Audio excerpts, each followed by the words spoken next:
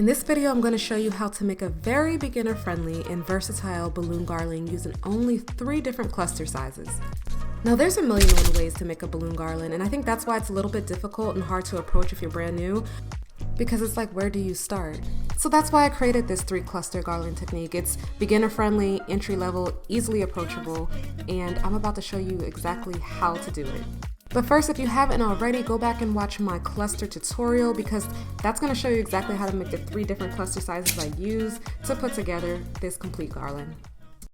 First things first, feel free to hit that like button. Now let's go over our cluster sizes and quantities. Just like in my how-to cluster video, we're going to use 3 sizes, small, medium, and large. And to start off, we're going to use 3 of each size. So 3 small, 3 medium, and 3 large. And if you're using multiple balloon colors, use 1 of each size for each color. So if you're using blue, for example, use 1 small, 1 medium, 1 large for blue.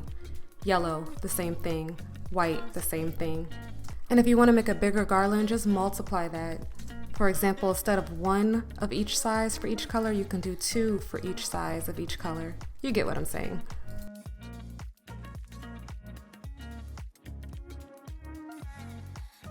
To make this beginner garland, we're going to use our largest clusters at the bottom. This is going to create a stable foundation and just give it that nice organic look. Start by taking 2 large clusters. If you're color blocking, you can mix and match the colors to be different, or you can use 2 of the same clusters. It's completely up to you. And then you're going to connect them together. As usual, I connect mine by tying the neck, but you can also connect them by using 260 balloons. Now take a 3rd large cluster and attach it to your 2nd large cluster, almost like you're making a chain. And because I'm color blocking, my 3rd large cluster will be white, so I have yellow, blue, white. And this is the pattern I'm going to continue with throughout the whole construction of the garland. Again, this is sort of like a hack. It's meant to make the process of building a beginner garland simple, easy, straightforward, so you don't have to think about all of these different variables, just kind of to the point. Now I have my 3 large cluster base. It's time to add in my medium cluster. This will be my 4th cluster, and I'm just going to tie it in right on top of that large white one that I had before. I'm tying it directly on top, and then I'm going to move it to either the left or the right. I'm just going to kind of play around with it until I get a shape that I like. I encourage you to do the same thing. Move the cluster around back and forth. You don't want it to be like a straight line. You want it to be a little zigzaggy, almost like you can't tell where the clusters are connected. Next, we're going to add in our small cluster. I'm going to tie that right into the yellow. And so the yellow is medium, the blue is small, so they're different sizes and different colors. But because this is organic, it's okay. It's okay for them to have that variation. Following our small, I'm adding in another medium balloon. And this is basically the vibe of the rest of our garland. We have our big, large cluster base, followed by medium, small, medium, and then we have another small, which I'm adding this yellow small in right here, which will be followed by another medium and another small. Because remember, we have 3 of each size. We used all of our larges, so now we're just using our remaining small and medium. And that's exactly what we have here. We have a medium blue cluster and a small white. I'm just tying them together instead of individually, and I'll pop this right onto the top of our garland, connecting the small cluster of yellow to the medium cluster of blue, and the white cluster, the small white cluster, is at the top. And this last part is really all about your creative interpretation of how you want your garland to look when it's finished.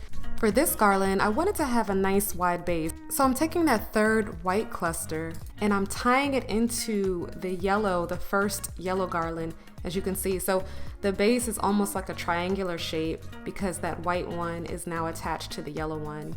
And then I'm going to take the upper clusters and move them again to the left and to the right, almost so that it looks like they're all connected to each other and not in a linear chain, until I come up with a final outcome that kind of fits my creative vision. And that's exactly what you're going to do too, because everyone's idea of what they're going for or what they're building the garland off of will be different.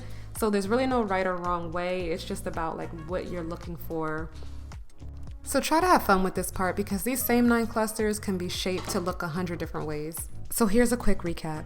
You have 3 large clusters at the bottom to make a triangular shape, followed by a medium, small, medium, small, medium, small. The colors in this illustration are random, but when you do yours, you can color block, you can use one color. You really can mix it and match it any way that you want. To up the look of your beginner garland, you're going to need to add 5-inch filler balloons.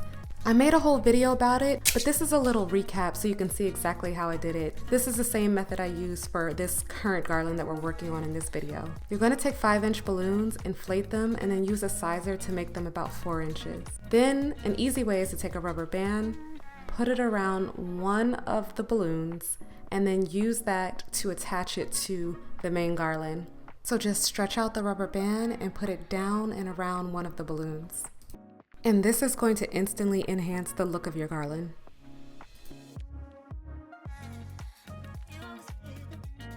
I often use balloon shine when the situation calls for it. Some have asked what type I use. This is one of the brands, High Shine, which I'll have linked below in case you want to try it for yourself. I pour it into one of these continuous spray bottles to give it a finer mist, and this is what it looks like on a time lapse. It takes about 15 minutes to completely evaporate. And when it's all said and done, you should have a garland that looks something like this.